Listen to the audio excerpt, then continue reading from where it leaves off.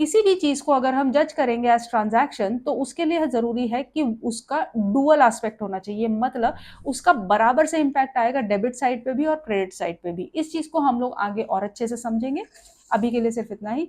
दूसरा, वो economic activity होनी चाहिए, सोशल एक्टिविटी को ट्रांजैक्शन नहीं कहते। इकोनॉमिक एक्टिविटी मैंने आपको बताया, पैसों से रिलेटेड कोई भी काम, सोशल एक्टिविटी हमारी ट्रांजैक्शंस में इंक्लूडेड नहीं होती। जैसे बच्चे गए, नवरात्रे आते हैं, कंजक खाने गए, वहां पे बच्चों को पैसे मिल गए।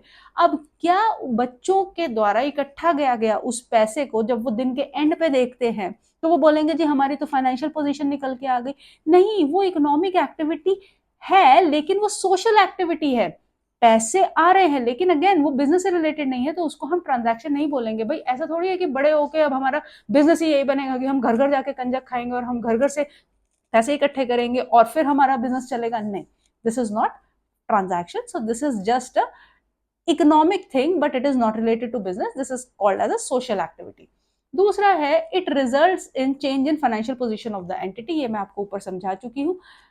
ट्रांजैक्शन दो तरीके की होती है, एक होती है एक्सटर्नल, एक होती है इंटरनल। मतलब आपने किसी बाहर वाले के साथ कोई ट्रांजैक्शन करी, मतलब आपने बाहर वाले से किसी तरीके का लेन देन या आदान प्रदान करा, कोई लोन लिया, किसी को सामान बेचा, किसी ने आपको उधारी आपसे ली हुई वापस कर दी, वो सारा का सारा हो गया एक्सटर्नल ट्रांजैक्शन। ठीक है, जिन बाहर वालों की वजह से आपके फाइनेंशियल पोजीशन पे फर्क पड़ रहा है, आपके कैश पे फर्क पड़ रहा है, आपके बैंक बैलेंस पे फर्क पड़ रहा है, आपके डेटर्स के अमाउंट पे फर्क पड़ रहा है, this is called as external transaction.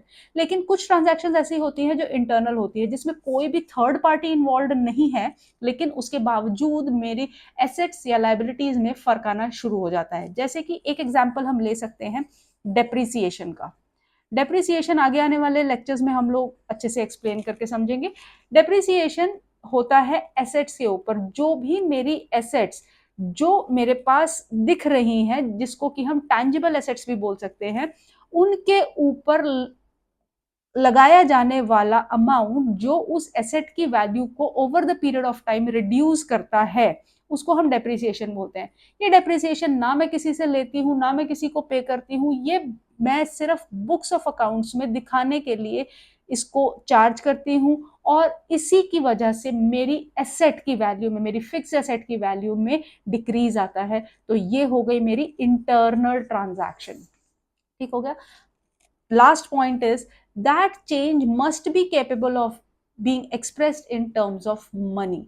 मतलब जो भी ट्रांजैक्शन हुई है उसको आप पैसे के अमाउंट में उसको आप मेजर कर पाओ, तभी मैं उसको ट्रांजैक्शन बोलूंगी। लेट्स से मेरी कंपनी का एक बहुत अच्छा कोई मैनेजर था जो छोड़ के चला गया, तो या उसकी डेथ हो गई, तो क्या इस केस में उसके जाने से होने वाले नुकसान को या उसकी डेथ से होने वाले नुकसान को इमीडिएटली मैं मॉनेटरी टर्म्स में एनालाइज कर सकती हूँ? बिल्कुल भी नहीं। ठीक है, एक ह्यूमन लॉस को, ह्यूमन एसेट अभी तक बैलेंस शीट में दिखाया नहीं जाता है, इसलिए उसके होने वाले नुकसान को मैं अपने टर्म्स में, फाइनेंशियल पोजीशन में नहीं दिखा सकती, इसीलिए this is not a transaction to my business.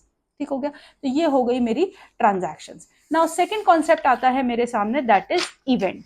So what is an event? अब ध्यान से समझेंगे इवेंट क्या होता है। ट्रांजैक्शन के होने से जो भी रिजल्ट हुआ, आपने कोई ट्रांजैक्शन करी, उसके होने से, उस ट्रांजैक्शन के होने से क्या मेरे बिजनेस के ऊपर फर्क पड़ा, उस फर्क को, उस रिजल्ट को, उस कॉन्सिक्वेंस को इवेंट बोलते हैं। कुछ समझ नहीं आया? मैं भी यही चाह रही थी आपको कुछ समझ ना आए। अब इसको हम एक एग्जाम्पल के थ्रू समझेंगे। हमने लास्ट क्लास में एक एग्जाम्पल लिया था गज्जू भैया का। तो गज्जू ने बिजनेस स्टार्ट किया था पापा से कुछ 1 लाख रुपए लेकर के। ठीक है, अब उसी को मैंने इस स्टेटमेंट के फॉर्म में लिख दिया है। अब यही हमें समझाएगा कि मेरा ट्रांजैक्शन क्या है और मेरा इवेंट क्या है। Gajju started business with capital of ₹1 lakh. He purchased goods for ₹30,000 and sold 2/3 of these goods for ₹27,500. He paid shop rent for ₹7,000. Okay, now let us see what is the transaction. अब इस case में मेरे पास जो गज्जू ने जितनी भी हरकतें करी उनमें ट्रांजैक्शन क्या क्या है। गज्जू का बिजनेस स्टार्ट करना 1 लाख रुपए से इज अ ट्रांजैक्शन, क्योंकि ये मेरे बिजनेस में एक इकोनॉमिक एक्टिविटी है, इससे मेरी बैलेंस शीट की लेफ्ट साइड, जिसको मैं लाइबिलिटी और कैपिटल साइड बोल रही थी, उसमें इजाफा होगा। तो इसलिए ये 1 लाख रुपए से बिजनेस स्टार्ट करना इज अ ट्रांजैक्शन।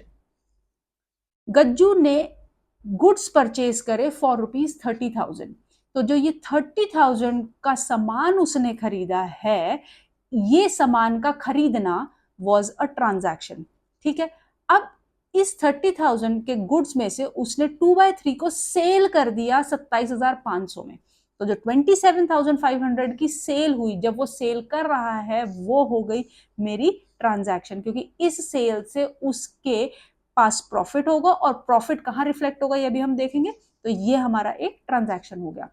उसने शॉप का रेंट पे करा 7,000 रुपए। तो ये जो 7,000 रुपए का उसने एक पेमेंट करा, इससे उसके फाइनेंशियल पोजीशन पे फर्क पड़ेगा। तो ये भी मेरी हो गई एक ट्रांजैक्शन। अगर ये सारे ट्रांजैक्शन है तो इवेंट क्या है, इवेंट को समझते हैं। इवेंट्स, जब गज्जू ने स्टॉक को सेल करा, ठीक है, उसने 30,000 में से 2/3 मतलब 20,000 का स्टॉक सेल कर दिया। ये 20,000 मेरा क्या है, कॉस्ट प्राइस। कितने में सेल करा, उसका स्टॉक का सेल प्राइस था 27,500। अल्टीमेटली मुझे समझ आया कि उसका 7,500 का गेन हो गया। तो ये 7,500 उसका जो गेन हुआ, ये हुआ उसका इवेंट। ठीक है, इस सेल से होने वाला फर्क क्या पड़ा, वो फर्क पड़ा 7,500 का गेन। ठीक हो गया, तो ये हो गया मेरा इवेंट, पहला इवेंट। दूसरा, जब उसने रेंट पे करा, उसको 7,500 का गेन हुआ था, कोई बात नहीं, इसमें से 7,000 रुपए उसने रेंट पे कर दिया।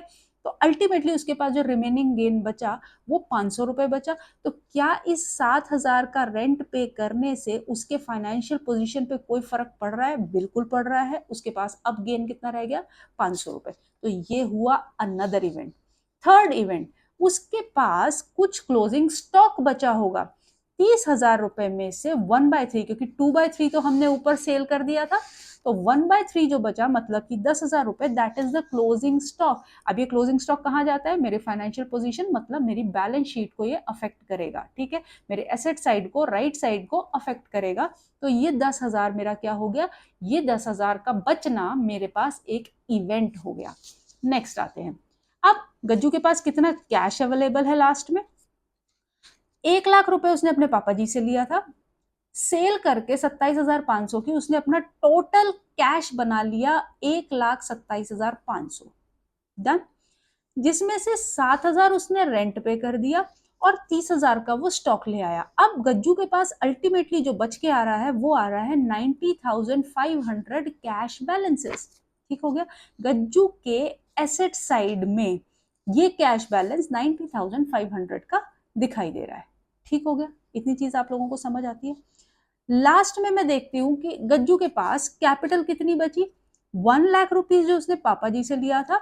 अब जो भी 500 रुपया, 1,000 रुपया, 7,000 रुपया, 7,500 रुपया, जो भी उसको बिजनेस में प्रॉफिट होगा, एक बात ध्यान से समझिएगा, जब भी एक अच्छे बिजनेसमैन को बिजनेस में प्रॉफिट होगा तो वो घर जाके कैंपा और समोसे जलेबी की पार्टी नहीं करता। वो उस बिजनेस, उस पैसे को, उस प्रॉफिट को वापस अपने धंधे में लगाता है और अपनी कैपिटल को इंक्रीज कर देता है। ठीक हो गया, तो ये 500 रुपया वापस उसकी कैपिटल में जुड़ जाएगा। तो अल्टीमेटली उसकी कैपिटल हो गई 1,05,000 रुपए की। ठीक हो गया, तो ये 1,05,000 का होना, ये उस सारी ट्रांजैक्शन का इम्पैक्ट आना एक